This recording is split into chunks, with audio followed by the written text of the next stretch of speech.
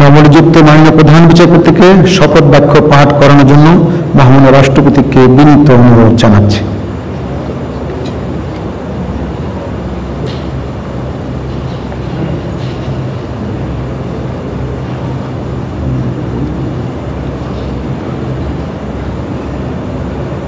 বিসমিল্লাহির রহমানির রহিম। আমি সৈয়দ রেফাত আহমেদ বাংলাদেশের প্রধান বিচারপতি নিযুক্ত হইয়া সশ্রদ্ধ চিত্তে শপথ করিতেছি যে আমি আইন অনুযায়ী ও বিশ্বস্ততার সহিত আমার পদের কর্তব্য পালন করিব। আমি বাংলাদেশের প্রতি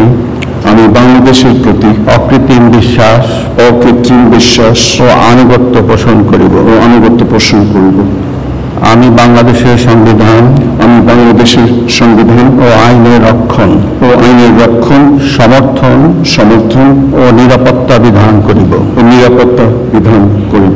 এবং আমি ভীতি বা অনুগ্রহ অনুরাগ